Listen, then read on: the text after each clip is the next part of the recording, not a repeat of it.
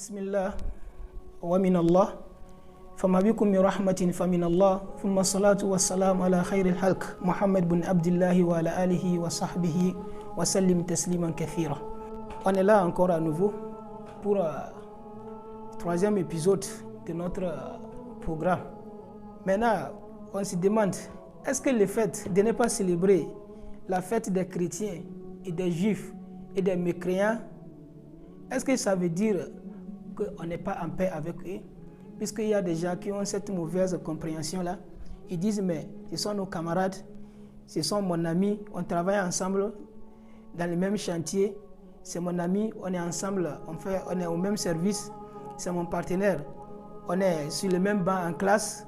Est-ce que ça veut dire de faire des ennemis avec eux? Non. Le fait de ne pas célébrer leur fête ne veut pas dire qu'il y a des rancunes entre nous. Mais en matière de religion, que chacun se contente de sa religion. Allah nous dit, Ya ayyuhalladhina amanu udkhulu fi silmi kaffa wa la tattabi'u khutuwati shaytan. Vous qui avez cru, entrez entièrement en islam. Tu ne peux pas être dans l'islam et ton pied est au dehors. Si tu fais ça, tu deviens hypocrite. Et l'hypocrisie, c'est un grave péché. Qu'Allah nous éloigne de l'hypocrisie. Allah nous dit dans le Coran, La yanhakumullahu anil ladhina lam yuqatilukum fid din wa lam yukhrijukum min diyarikum an tabarruhum wa tuqsitu ilayhim inna Allaha yuhibbul muqsitin. Allah ne nous empêche pas de les traiter avec bonté, de les nourrir quand ils ont faim, de les vêtir quand ils n'ont pas de quoi s'habiller, de les pourvoyer des médicaments quand ils ne se sentent pas bien. Tout ça, même dans notre religion, l'islam, Allah nous dit de traiter avec bonté les animaux. À plus forte raison, un être humain. On a eu des hadiths dans lesquels le prophète Mohammed sallallahu alayhi wa sallam, il nous a narré qu'une femme est rentrée en affaire. Elle est rentrée en affaire pour avoir empêché ou bien pour avoir refusé de nourrir un chat.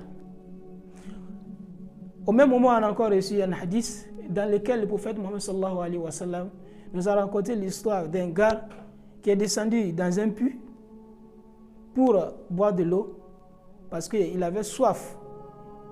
Quand il est descendu dans le puits, il a bu. Après avoir fini de boire, il est sorti et au bord du puits, il voit un chien aussi qui enlève sa langue, qui fait signe que le chien aussi avait soif. Et le gars a compris que vraiment, tel j'avais soif, ce chien, peut-être qu'il aurait plus soif que moi. Et il est redescendu dans le puits et il prend ses chaussures, c'est-à-dire au moment du prophète Mohammed sallallahu alayhi wa sallam, ils ont des chaussures qui portent, c'est fabriqué en cuir. Donc il remplit la chaussure d'eau et il fait sortir ça, il donne ça au chien. Le chien aussi a bu de l'eau et le prophète Mohammed sallallahu alayhi wa sallam nous dit, Allah lui a pardonné et il l'a admis au paradis. Regardons.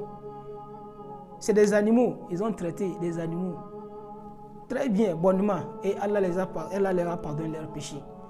Imagine maintenant un être humain, pourquoi les traiter avec méchanceté?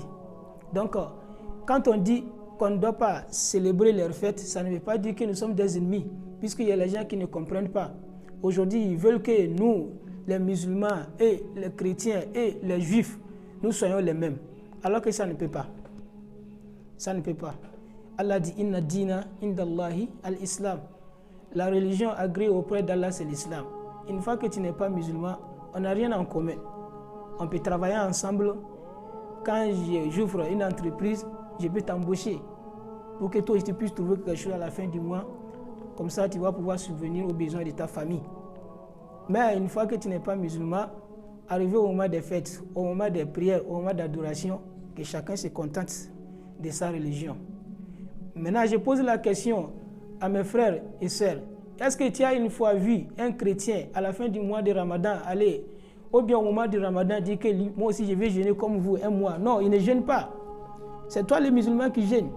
Tu as une fois vu un musulman, un chrétien ou bien un non-musulman, au moment où nous enlevons des sommes colossales pour acheter des béliers, pour acheter des vaches, pour acheter des chameaux, pour l'immoler En matière d'adoration, tu as une fois vu un chrétien aussi enlever son argent, aller acheter un mouton pour dire que moi aussi je vais immoler? Non. Mais à chaque fois, nous les musulmans, c'est nous qui courons derrière eux. Alors qu'Allah dit, wa antumul a'law, c'est vous qui êtes au-dessus.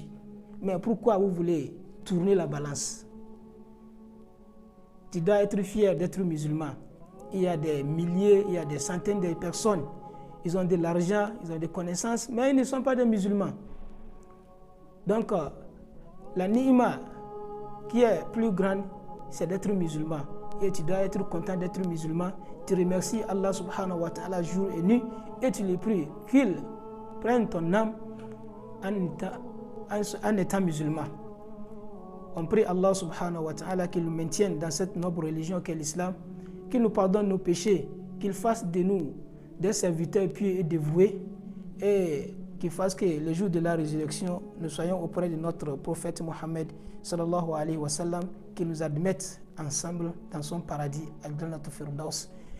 Inch'Allah, nous allons nous arrêter ici, là où nous avons commis des erreurs, qu'Allah nous pardonne, là où nous avons fait et que c'est juste, qu'Allah nous donne ses récompenses.